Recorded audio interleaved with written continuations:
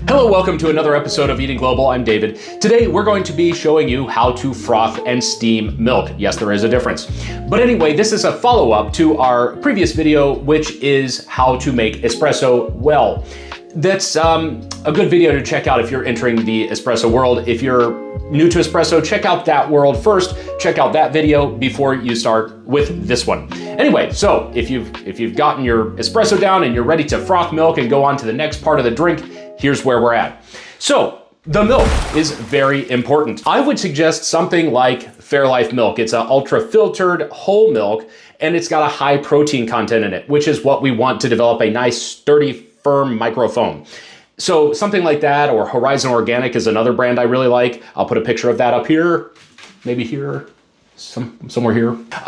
That is the kind of milk I would suggest. If you're looking to be a little healthier and get a little better physique, you could use 2%, but 2% doesn't really froth up as nicely. It does work and it tastes fine, so you could do that. But again, we're just talking about specific, what makes the best. And I think a high protein content, whole milk is the best. You could also use an oat milk or an almond milk. I prefer, if you're going to use something like that, the Oatly Barista Edition. That is some good stuff. This has, however they make it in there, it really froths up well, and it's very good. It has a good neutral taste, so that's a fairly healthy option too if you want to go that direction. But today, for our purpose, we're going to use the Fairlife whole milk, which is just, I think, one of the best frothing milks on the market. I've used a lot of milks and that's it. So the first thing you have to do is determine what kind of drink you want to make. There's a million kind of drinks out there, but they all have different kinds of milk on top. So we're not talking about flavored drinks, we're just talking about the basic drinks. So something like a basic latte. This is a basic latte cup. So it's going to be mostly frothed milk. It's going to have this nice rich layer of milk on top of it that's foamy, and microfoamy is the word that we're looking for. We don't want it to be big bubbly foamy, we want it to be rich velvety microfoam, which I'll show you how to get to. This is your standard cappuccino cup. It's much smaller in volume. So it's going to have some steamed milk plus that nice velvety microfoam on top of it.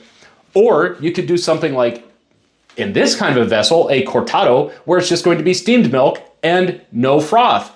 Or you could do something like this, where it's going to be a macchiato, where it's just espresso and froth milk and no steamed milk. So those are kind of some things we'll cover. So the first thing we're going to do, because I think it's the most standard drink, is just a standard latte.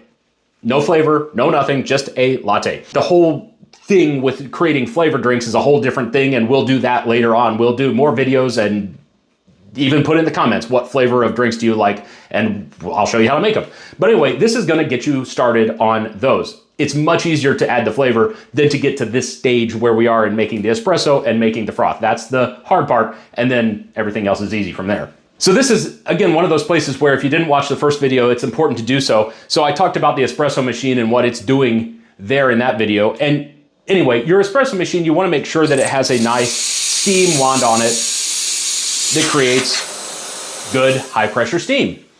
If you do not have that espresso machine and you're using some different equipment to get to good espresso, that's certainly possible. You can also use one of these little, frothy things, and that also makes delicious froth. So that's possible, but you would just have to do something to heat up your milk and then froth it. But again, for this video, we're going to do the traditional, good old-fashioned espresso machine frothed milk. To do that, we'll get our little stainless steel frother pitcher and fill it to the level of beverage you want. So for my latte, I'm just going to fill this up. I happen to know where a good fill point is on this. And the more you practice, the more you make drinks, you'll start to understand your equipment and know where certain measurements are and whatnot. So that's where my standard latte is for this latte cup. You wanna make sure you get the correct amount of liquid, because obviously you have 2 ounces of espresso in there, and then you're gonna have the milk on top of it. So you want the correct amount of milk. If you put too much milk in your pitcher, the froth is gonna be on top of it and it won't make it into your cup. So you wanna make sure to get not too much milk in here so your froth stays in there rather than in the cup. We don't want that. So now that I know I have the correct amount of milk in my pitcher, just go ahead and insert it. Well, the first thing you wanna do is purge the steam wand just to make sure that no condensed water is sitting there, because we don't want to blow that into our milk. Okay, so this is a very important step here, where we want our steam wand placement to be in the milk. So we want it to be just underneath the surface, just like that. We don't want it to be completely submerged. We don't want it to be completely out of it. out of the milk, because then we're gonna just shoot milk out of the pitcher. And if we get it too submerged, it's not gonna do a whole lot with getting steam incorporated into it, because we want a little bit of Bernoulli effect where we're also incorporating air from outside as well as the steam going into it. So I'm just gonna turn on the steam just slightly to start with, just slowly. And you should see a nice swirl start in there.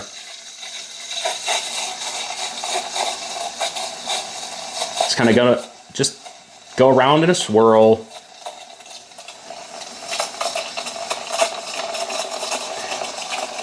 One of the other things I'm gonna be doing is touching the back of the container here. And when it gets really super hot to where you're not gonna be able to touch it, that's about when you know you're ready. But also at the same time, we're looking at the milk to make sure we're getting nice air incorporated into it. You're gonna start hearing the sound change. And as the milk expands, just keep moving it down so the wand is never submerged.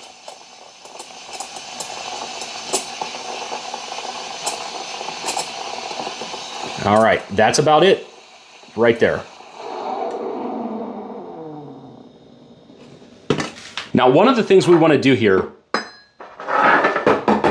is give it a nice tap, kind of swirl it around in there. Give it a nice tap. Kind of do it aggressively. This makes sure that all of the milk in there is incorporated. It's not just steamed milk on the bottom and froth milk on the top. It's all consistently even through there. And it also breaks up any of those big bubbles that are left and makes it just a very rich, velvety foam. Now, I've already got my espresso in here, which lost its crema because I've had it sitting here for probably too long. But anyway, this is the milk part, not the espresso part. Look at how that pours into there. It's just all nice, rich foam.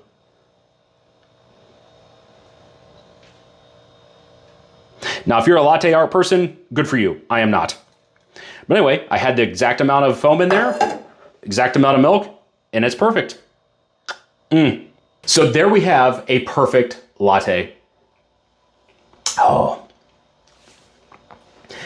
So when you drink it, you want to taste and feel the foam. You want to have that creaminess. That's going to be all throughout. If it feels liquidy in your mouth, that's not going to be exactly right. You still need to work on it a little bit. Work on your foam. Just work on it. Do it by practice. Do it over and over again. Maybe get a cheaper bean. Just make lattes over and over again, and you'll get your foam right eventually.